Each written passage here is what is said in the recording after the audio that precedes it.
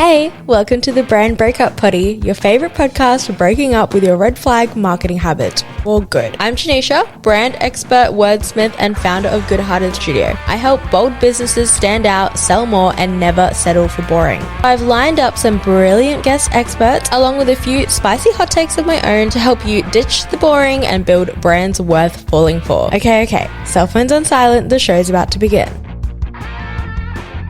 Hello friends. In today's episode, I've got the beautiful Tara from Self Events on the pod to chat all things about the power of community building, connection, and offline events for brands. Tara lives and breathes events, having brought to life events for clients and business owners both internationally and here on the Sunshine Coast.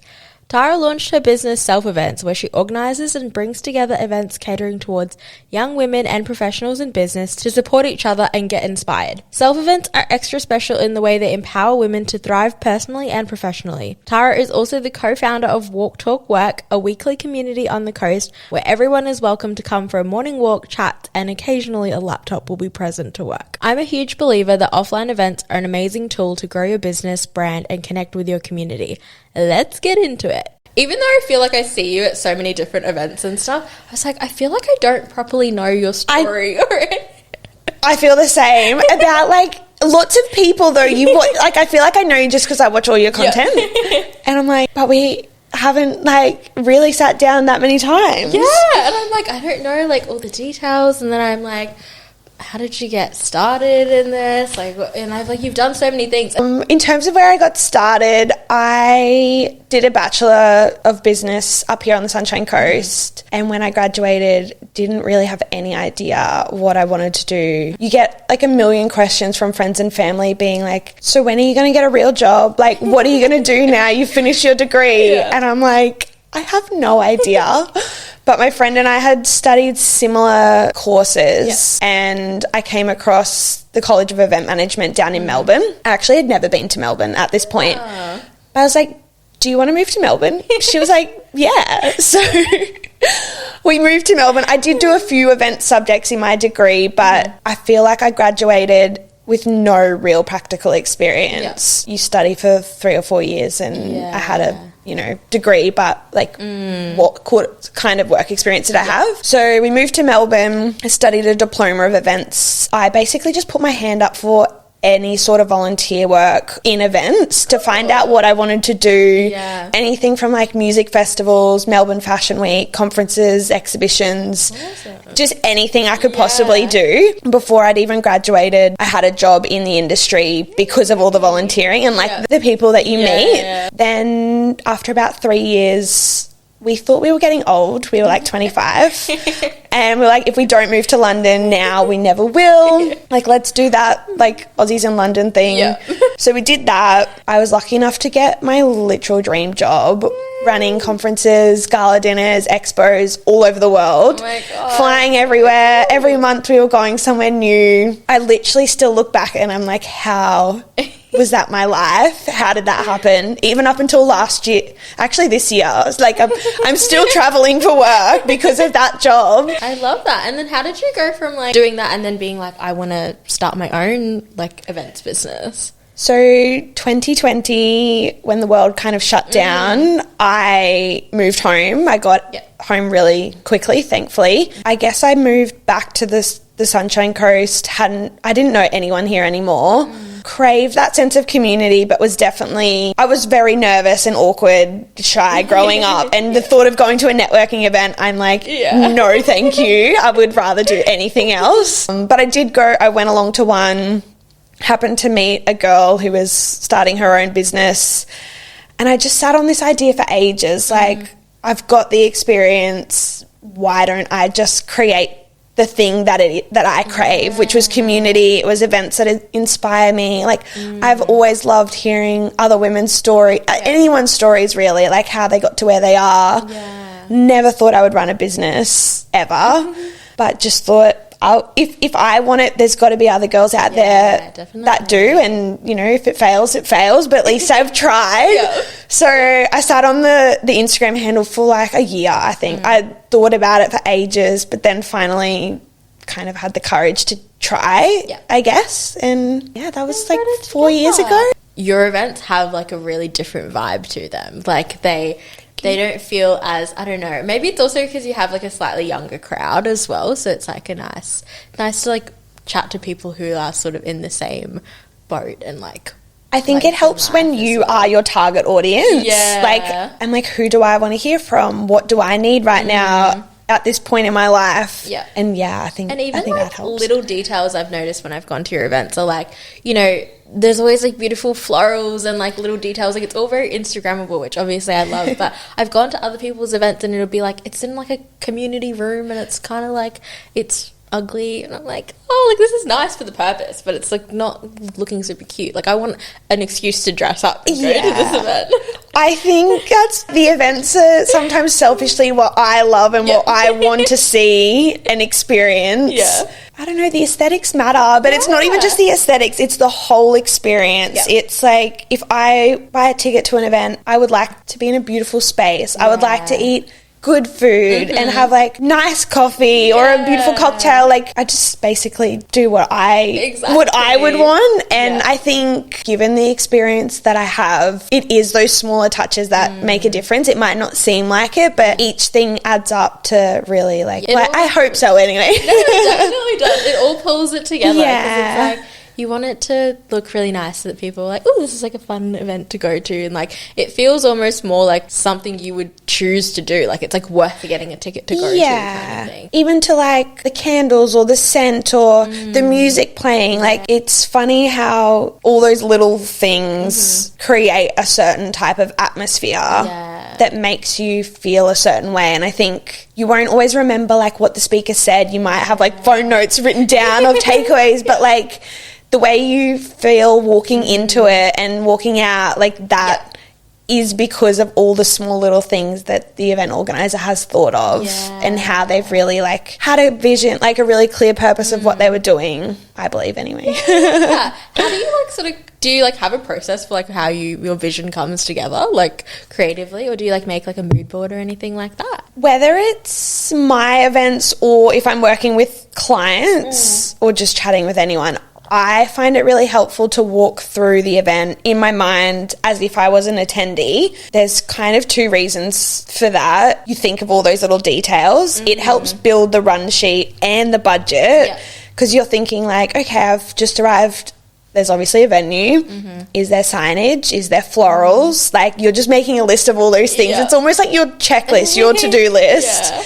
Is there a speaker? Okay, well, I probably need a microphone. Like, that in terms of that's a bit more of the logistics and budget. When it comes to, I guess, like the vision, I mean, I love Pinterest. I think I have a really good idea of what I want it to look and feel like already. But then when you're working with a client or someone else who maybe hasn't done an event before, I think it's really important to like step through that with them as well, because they'll come out with something that you probably wouldn't have just come up in conversation. Yeah. They probably have somewhat of like a vision in mind as well of what they want it to be, but they don't really know how they're going to bring it all together. Exactly, yeah. And that's what I found, especially when I started working with clients more so to bring their events to life, was they had this great idea. They either didn't have the time or they just had no idea where to start when it comes to like pulling it together. Yeah. But also just reminding them and probably myself, like, why are you running the event? Like, I think it's easy to be like, oh, everyone's running an event. I want to run an event. But like, events cost money. Like, what is the purpose? Like, what do you want to achieve out of it? I think it's like that's really important to think about as well. And I think that off the back of that as well, it's like people don't understand the purpose, and so then sometimes it's like they don't actually see the value that there is in running an event. So then in their mind they're like, oh, it's not really worth it. I could like do some other type of marketing or whatever. Yeah. But it's like if you actually do it intentionally, exactly, you have a goal, it can really support your brand. But do you sort of look at anything like that in terms of like how do you show someone like what the value would be, I guess, in if they were to run an event for their brand? I think it depends on what they want to achieve. Events are amazing for content and building community and all well and good, I think, to have like an online presence and digital marketing, I think, goes hand in hand with events, but there's nothing like the in-person connections that you make. To answer, I guess it varies depending on what the goal is, which is why I asked that at the start, like working with any new client, like, why are we doing this? What do you want to achieve out of it? It might be to raise money for a charity. It might be to profit, which is also absolutely fine. We're running businesses. At the end of the day, it can be a mixture of all these things, but if we don't get clear on that at the start, then how do you measure the success of it and the investment, I suppose, that you're putting in? And I love an event because I feel like it's obviously great for, like, community connection and, like, actually, you know, talking to people in real life and, like, that, all those fun aspects and bringing all the creative ideas together. But I also think it's a really something that can, like, legitimize a brand is, like, doing something offline. Because I remember when this was back in 2019, this is when I was, like, in uni and I actually was interning for Bronte. So I was one of her, like, first social media interns. And so this is when she switched from being a freelancer to running her agency. And she had an agency launch party and she had it at, I think it was at Mercedes in, like, Maroochydore. And it was such a nice night and I was, like, just in uni, so I was like, oh, I didn't even know, like, people do this, like, they throw an event when they're like running their business and stuff. And it was really cool and she had, like, catering and everyone was dressed up and it was super fun. And then I know now when she talks about her story, she, like, talks about how she threw that launch party so that people would know that she was there. She invited, like, you know, take her seriously. Invite, like, every influential person that she knew, even if she was like, I don't know if they'll come or not, but she invited them. I was like, that is so good. And I was like, I can't wait to, like, have an event or run a launch party or something one day, which is why when I launched the podcast, I was like, I want to do something, even if it's just small, because obviously I'm like, budget is always a thing as well, but I was like, it feels like it makes it real. Definitely. And that event that you ran, it felt like your brand literally came to life. And that is not always easy, but also events give you the power to do it. And I think in examples like that probably is more of a strategic piece and creating awareness. It's obviously nice to bring together people and the content opportunities for events is just, like, you know, infinite. The people that are there get to experience it and the people that are watching online are like, oh my God, how can I be a part of this? Sign me up for it. Like, let's chat about Walk Talk Work a little bit because I feel like we haven't talked too much about it because it's obviously loved by so many people. So tell me about kind of, like, how you started it and, like, brought it all together and all the things. I think similar to the self events, it was something that Georgia and I craved. We were working at cafes, working for ourselves anyway, and we thought if we were, like, sometimes you go crazy if you're just working from, like, my office used to be in my bedroom. If we want to get out and about and just talk to other people that are probably in a similar position to us, we were really early in our businesses. You have those days of, like, so much self-doubt, like, what am I doing? So we thought we would put it out to our communities every Friday morning. Should we go for a little walk? And then we'll have, you know, chats, debrief on the week, and then maybe get to some work. So that was kind of how it started, and we didn't know if anyone would show up, and even if no one did, we would anyway. It would be the two of us hanging out, getting some work done. And it's honestly like one of the best things that we could have ever done. Like, the people, the women that we have met, it's just like a pinch me thing. It's so special. Like, the feedback and messages we still get, just people who've, like, found, didn't have their community or didn't have, like, strong female friendships have now found them, or the girls that, you know, left the job they hated to start a business that they loved, or the amount of girls that have, like, collaborated on work, referred each other work. It, like, the impact and just, I just love it so much. I love it too, because honestly there's, like, nothing else like it. Like, and I feel like because it has that consistency as well, like, the same people usually, like, are coming, so then you get a chance to actually, like, continue conversations and stuff as well, which I, like, love so much. And it's just, like, a nice little thing to, it's different to when there's an event planned and you're going to that. Like, this is just like something you can routine like have in your calendar and like go exactly to. Really nice. And even if you can't make it every week, which so many people can't, and there's new girls coming all the time as well, I think what I've found is sometimes by the end of the week you are exhausted, you don't really have anything in the tank, but I could still show up there. And whether I like say much at all, or maybe I like, there's been tears, there's been celebrations, there's like everything. I don't feel like I have to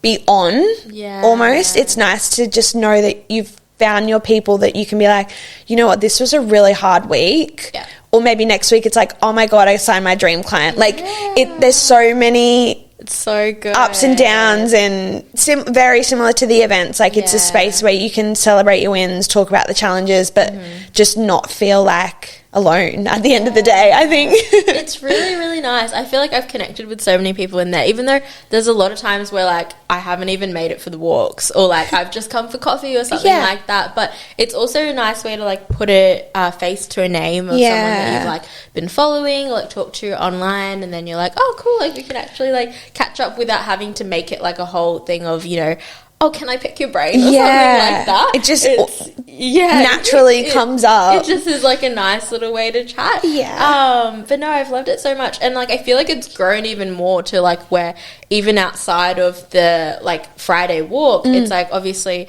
you know, people have formed friendships and hang out outside of that, but also it's just like the community that you have where people are offering recommendations and like you know, chatting to each other, and it's like its own trusted word of mouth is just definitely like, so strong. I feel like that group you can go to like who's the best female GP or like honestly anything and everything, like recommendations for anything you could possibly think of. Like we have talked about it all like all of the like TMI stuff, like, you know, business stuff. I think you do find that there'll be a lot of girls in that group. There's a lot of us that are in marketing, digital like all the similar industries, whatever it is, but no one's competing against each other. If anything, they are recommending other people before themselves. Like it's just so genuine and people just want to help each other, which is really special. It's so special. I love it so much. Every single girl that has come,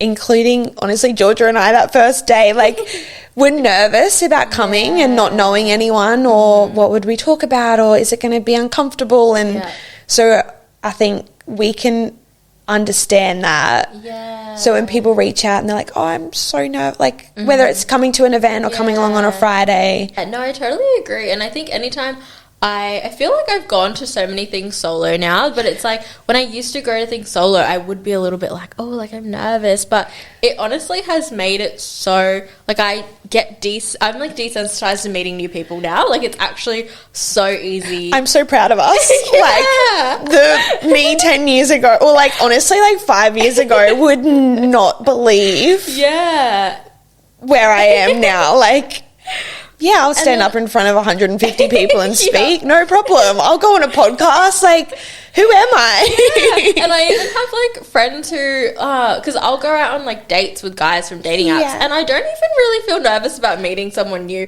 like, and going on a date with them. And I'll literally have other friends who are like, oh, like, you don't really know that much about them, like, or aren't you nervous? And I'm like, no. Like, I'm like, I do much scarier things than this. I'm like, I just sometimes even forget that it's like, I don't really know this person and I'm going out. I hate how, like, cliche I've become. It's like, really, the more you do it, the easier it becomes. It's so true, though. And I know there's, like, and people will say when you go to, like, anything networking, it's like, no one will think you're weird if you just go up to someone and, like, insert yourself into their conversation. Like they'll never be like, oh, why are you doing that? Because it's like, we're all here to just chat. Like, someone did that the other, like recently I was at an event and she's like, oh, I'm going to be that person that just like comes up. I'm like, girl, I like respect you, because that is hard to do.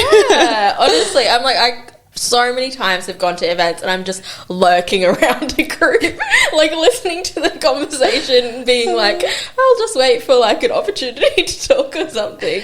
It's also like why, like for a self event, I'll often put a post up or something, like a story, and say, if you're coming alone and you're nervous, like send me a message. Yeah. I'll always have a few other girls at registration or hanging around that I know I can be like, have you met, like meet my friend, blah, blah, blah. And then just that first interaction, you feel a little bit better. It's like when I used to get nervous dating and like after the first 5 seconds, it's fine. Like you just need that like, hello, you know, connect over one tiny little thing and it's fine. But the thought of it, I think, is worse than it actually. People often say like, how do you just speak in front of people at an event? And I'm like, I hate public speaking, but I would like to think if someone could see me standing up there so out of my comfort zone, like I'm reading off that piece of paper, one day I won't, but no one's gonna talk badly, be like, oh my god, who does she think she is? It's like no, I'm here because like you want to be, and you like, it's a room full of people that are going to support you in whatever you're doing,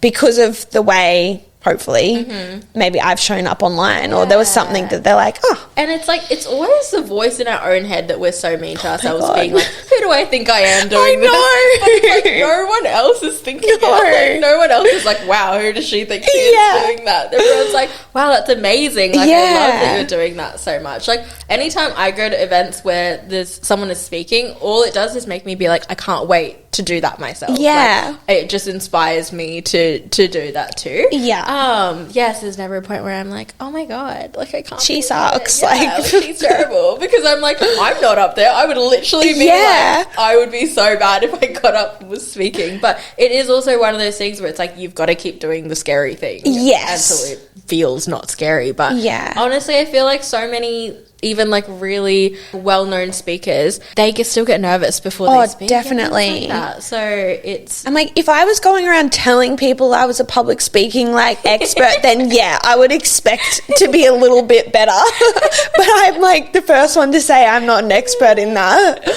But you are so well-spoken, honestly. Oh gosh, like, I don't think so. It's so good. People will tell me sometimes, they'll be like, yeah, you articulate things so well. And I'm like, do I? So I'm like, pretty sure I don't. Thank you for saying that. I'm like, thank you for lying. Maybe to wrap things up, if you want to tell me a bit about the craziest or most unexpected thing that's happened while you've been working or planning an event. I feel like I have a few that I'll just briefly mention. This was the first event I was lead on. It was in Italy at Lake Como. Beautiful hotel, fully booked, like at capacity. We had delegates flying in from everywhere, and one in particular had flown from Russia. He had not bought a ticket. He had not registered. He had not received an itinerary. He had nothing. And he had just shown up.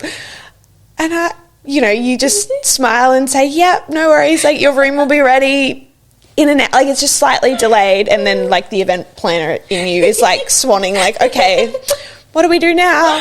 Oh, my God. So that at the time felt a little bit crazy, but definitely it was fine. Like, he would not have even realised. Like, obviously he had to buy a ticket, but, like, he had a room. His experience was still exactly the same. Another crazy, this is probably not really unexpected, but just a bit more fun. I ran a conference in Hong Kong, and we just, like, had a crazy night, like an all-nighter after the conference. Like, the conference had finished. We ended up at karaoke. You walk out of karaoke and the sun is up. Like, I'd now been away for so long. And we were traveling with friends, so we went up to the peak. And just, like, sun was rising. We had the place to ourselves, like, beautiful views of Hong Kong. Like, it was the coolest thing ever. What's another one? I met Venus Williams last year. Oh, my God, cool. That was actually wild, and I was so nervous because it was my job to meet her in the hotel lobby and escort her backstage ready for her keynote. And I'm like trying to listen to her audiobook on the flight over, because I'm like, what do you say to someone like that? Like, how do you start a conversation? I'm so awkward. So that was kind of crazy and a bit of like a pinch me moment. Say, that would be such a pinch me moment. Like, you'd literally just kind of be like, I can't believe this is my life. Like, this is my... I've had that moment so many times, but I think it's also like what you said before, you keep doing the scary thing, or you keep putting yourself out there, and these crazy opportunities just keep coming, like, because we don't maybe play it safe all the time. Exactly. And it's like where the growth is, but you just like don't even realize that you have been taking so many risks and like putting yourself in those situations, and then you really do grow so much as a person. Oh my God, totally. The opportunities just keep coming. Yeah. That is so cool. I love that. Yeah. That's a few little stories. And also I think that like with the, you know, the event attendee that didn't have a ticket and things like that, it's like the fact that it's like, as an event planner, like, you take all the stress on yourself. You're like doing all the like mental like gymnastics to sort it out in your head, but it's like they have no idea. They're just like, oh yeah, it's normal, it's all fine. It's like, it wasn't like you project that onto them when you're like, oh my God, you didn't get a ticket, like, too bad, you can't, like, you're like, I think some people are made for events and some people maybe aren't, and as much as like we don't really want to be under high stress or anything, that is a part of the job, but I never want my client to know, or anyone, no attendee, no one should see that. I don't want my stress on someone else. Like, they've just flown, they've just arrived, or, you know, maybe they've not flown from Russia to Italy, but like they've just arrived at an event. Like, I don't want them to be overwhelmed or stressed. I want them to enjoy themselves and to get like what they're here for. I love that. And then do you have any advice for if like a brand or a service-based business or anyone is like planning an event? What would be your like best tips and advice? Feel like we did speak a little bit about it, but have a purpose in mind. Like, why are you running an event? What is the goal here? What do you want to achieve? Also, just give yourself enough time to plan and market the event. I think sometimes we get carried away. I know I do anyway. You get so excited. You've got this great idea. Like, I want to launch it yesterday. But there's so much that goes into planning before you can launch. And if you want like the best success for your event, give yourself that planning, give yourself that lead time. In terms of maybe like mistakes or things to also keep in mind is I've had people reach out that have these great ideas, like it would be an amazing event, but they don't have an audience to market to yet. They're maybe not quite there, like in building their community or their database.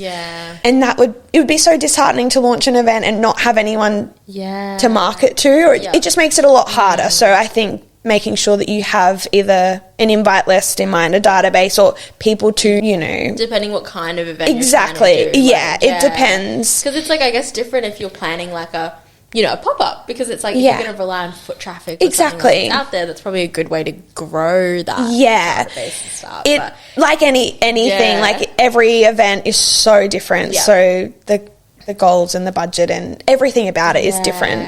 I also think another thing to touch on was like with an event, obviously if you're planning and it's more of like a branded event and you're inviting people, I guess is like to be specific about who you're inviting, and kind of goes with like the purpose of the event. It's like, you know, if you do have a speaker or anything like that there, obviously that needs to be aligned to, but definitely the guest list of who is coming makes a lot of like sense for that to be aligned. That actually did remind me of something else that I wanted to say, which was, if you are thinking about wanting to run an event, but perhaps the investment is a lot right now, collaborations and event sponsorships is a great way to like dip your toe in with a brand that you are aligned with already. Maybe you've got a shared target audience. It is another way to get involved and get your brand in front of an audience without maybe having the pressure of, oh my God, is anyone going to show up? Absolutely. Or I've got to spend thousands of dollars on this. So that is another tip I would say. But be very careful about who you want to align yourself with. And I say that speaking from experience. Know your values and stick to your values. And if you are going into some sort of collab or sponsorship with somebody else, I think it can be easy for us to like, you know, sit down, have a coffee, be like, oh my God, let's do this amazing event together. Have an agreement in place, have it in writing, what the expectations are from both parties. Have it clearly written out so no one's disappointed, there's no miscommunication, as much as maybe you are working with a new friend or someone you really admire. Be a little bit careful as well. And it's like, it's to protect yourself and the other person. Exactly. Yeah. Because it's a big thing I'm like learning too. It's about brand association. Yeah. Like, that person who you're choosing to like collaborate with, it's a lot for them putting their stamp of approval on like aligning themselves with your brand and vice versa as well. Exactly. So it can definitely be a big deal. Yeah. Not that I think about it negatively. I think it is just looking after both parties because things like sponsorships or collabs, it can be a win-win for both. Like they can, like, you know, we see like some amazing collabs all the time, which are just so aligned. Yeah. But yeah, just making sure that you've protecting your brand as well. Exactly. Like, because if someone that you think is really aligned, you know, something negative could happen and that at the end of the day affects your brand because you've aligned yourself with that. It's like couples getting a prenup. It's like you don't want to have to worry about it. It's not that you're like trying to be like, oh, something's going to go wrong. But it's like the whole purpose is to protect yourself. So no, I totally agree. I think we like to see the best in everyone because that's just the type of people we are, but we're also protecting like our business and our brand, and and you don't want it to be a lesson you learn the hard way because something goes wrong and then, you know, you're scarred and you're like, now every time you either don't want to do it or you're like, I'm gonna have to like get this really airtight contract. And it can be as simple as just like having a little agreement that you sign. So I love that. Yay. Well, thank you so much for giving such great tips and advice and sharing your story and all the things. Thank you. I'm so glad to have you. This has just been the easiest chat. It's been so nice. Thank you for having me. It's been so much fun. Yay. If you want to connect with Tara, which you do, you can find her at Self Events Co on Instagram, and all the links will be in the show notes. Thanks for hanging out with me today and lending me your ears. Loved what you heard? It would mean the world if you could leave a review or share with a friend. Or just like send everyone in your contacts the link actually. I love to yap, so feel free to drop me an unsolicited voice note on Instagram at Goodhearted Studio if you're feeling inspired to dump your boring marketing. Okay, see you in the next one. I love you. Bye.